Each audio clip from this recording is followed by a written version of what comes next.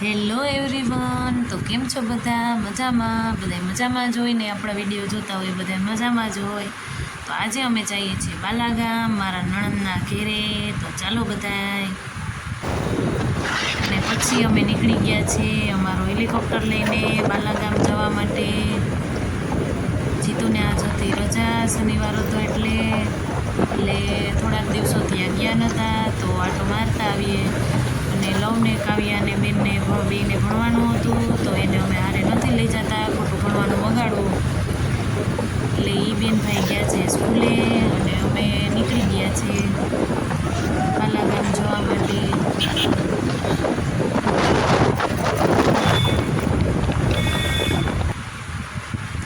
અને આ જો ઘેડમાં જ્યાં જો ત્યાં મીઠા પાણીનો દરિયો, ચારે બાજુ પાણી જ પાણી.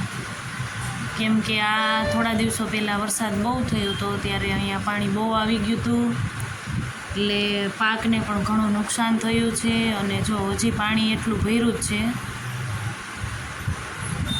નીચાણવાળા જે લોકોને ખેતર છે ને એને પાણી છે, અને આ રસ્તો જો કેટલો ધોવાઈ ગયો છે અને એકદમ ખાડા થઈ ગયા.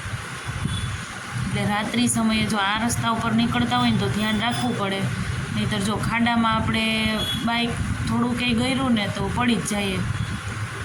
એટલે એટલું ધોવાણ થઈ ગયું. રસ્તો છે ને એ ધોવાય ને અમુક ઠેકાણે તો આમ નીચે જ વયો ગયો પુલની. ને આ જો આ ખેતર આખું ભર્યું છે.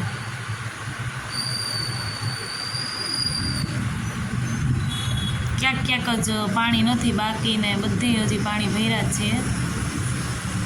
એટલે ફૂલ નુકસાન થયું છે ઘેડવાળાઓને.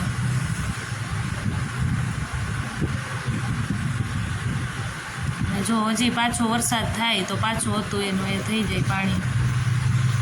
2 દિવસ સુધી તો આ રસ્તો જ બંધ હતો, પંચાળાથી છેક બાલાગામ હતી. કેમ કે આ જે અત્યારે જઈએ છે ને એ હળંગ રોડ ઉપર પાણી હતું, ગોઠણડું પાણી વધારે હોય, કહી ન શકાય. એટલે ચોમાસામાં ઘેડમાં આવવાનું ટાળવું, પૂરાઈ જઈએ તો કોઈ રસ્તો નથી.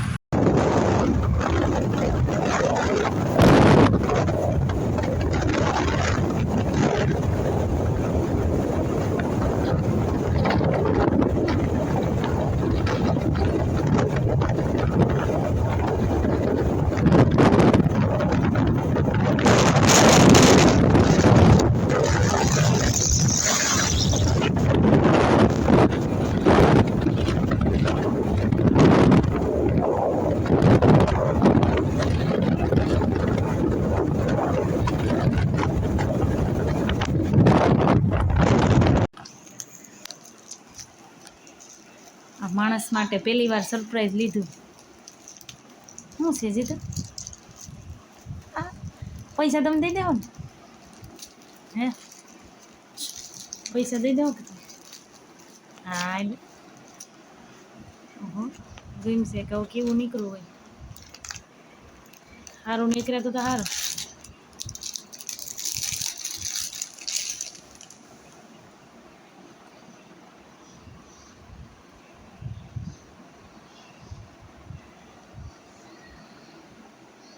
રિએક્ટ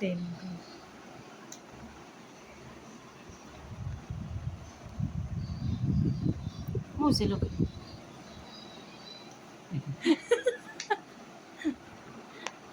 દાંત તો કઈ નહીં. હે,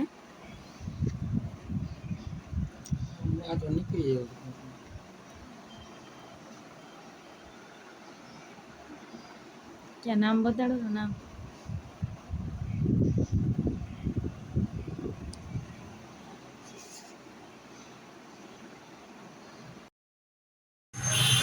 અને સાંજે જો અમે બધા પાછા પ્રેક્ટિસ કરવા વર્ગી ગયા છીએ.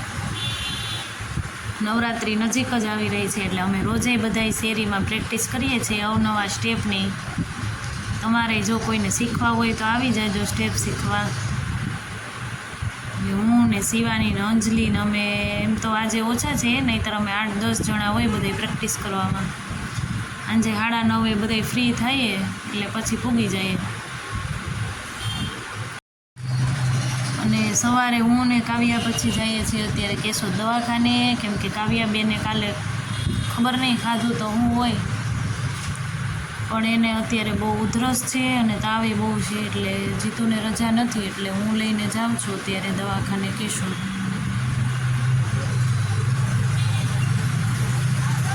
હાલતા હાલતા બેન થાકી જાય છે, એટલે હાલવાનું પડે છે બહુ. કેમ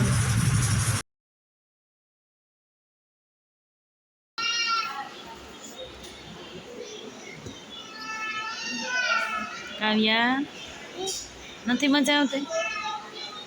ઉધરસ ને તાવ ને છે, મજા નથી આવતી?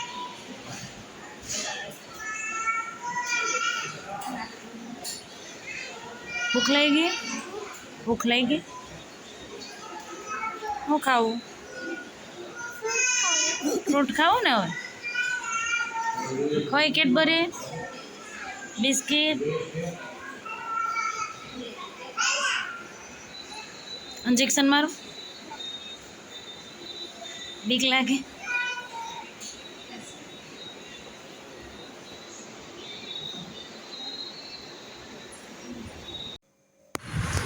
અને આ જો કેટલું મસ્ત લીલું લીલું શાકભાજી છે, દૂધલા છે, તુરિયા અને કંટોલા. જીતુ નોકરી ઉપર ગયા હતા ને ત્યાંથી એક વાડીએથી ભાઈએ તુરિયા ને એ ઉતારવાનું કીધું હતું, એટલે ઉતારી આવ્યા. અને આ જો વેલાના કંટોલા શાક થાય એકદમ મસ્ત. જેને ખાધું હશે એને ખબર હશે. અને આ છે બાલાગામથી અમે લઈ આવ્યા હતા એ પાન પાત્રાના.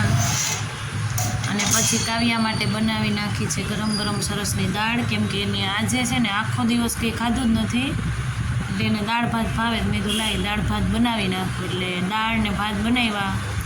સવારે તો એના માટે પરોઠા બનાવ્યા હતા, પણ એ પણ ખાધા જ નથી. એને પરોઠાય ને ત્યારે બહુ ભાવે, તો સવારે મેં પરોઠા બનાવ્યા હતા. જો એમને ફ્રીજમાં પડ્યા છે, એને ખાધા જ નથી આજે. એટલે આજ સવારનું તો કાંઈ જો કે ખાધું જ નથી. અત્યારે સાંજે ખાય કે નહીં કાંઈ.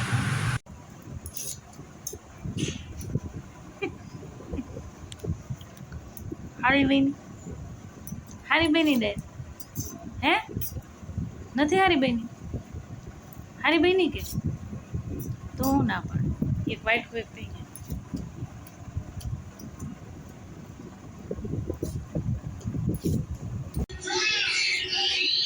ભાવે કે નથી ભાવતો? ભાઈ એ ગાવો ગાવો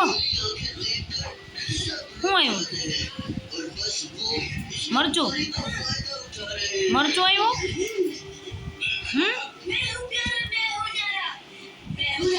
થોડું થોડું ખાઈ લે ને મારા દીકરો. કાવ્યા એ કાવ્યા કાવો સમજો તો ખાઈ લે ને કે હા કે ખાઈ લે.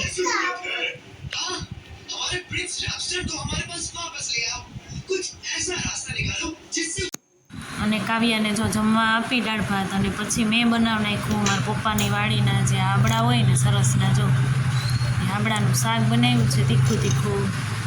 એમ કે જીતુને બહુ ભાવે આંબળાનું શાક, એટલે સીલથી હું તોડી આવી હતી, એટલે આંબળાનું શાક બનાવ્યું. ને અમારા બધાના જો 2 જ રોટલા કરવાના હતા, ગેસ ઉપર 2 રોટલા બનાવી નાખ્યા. તો તમારે બધાને હાલો જમવું હોય તો જેને આંબળાનું શાક ભાવતું હોય એ બધા આવી જાઓ જમવા. અને 2 રોટલા આપણા બની ગયા. અને આ છે આપણું સરસ મજાનું એવું કાચું પ્રોટીનવાળું. તો હાલો બધાય જમવા.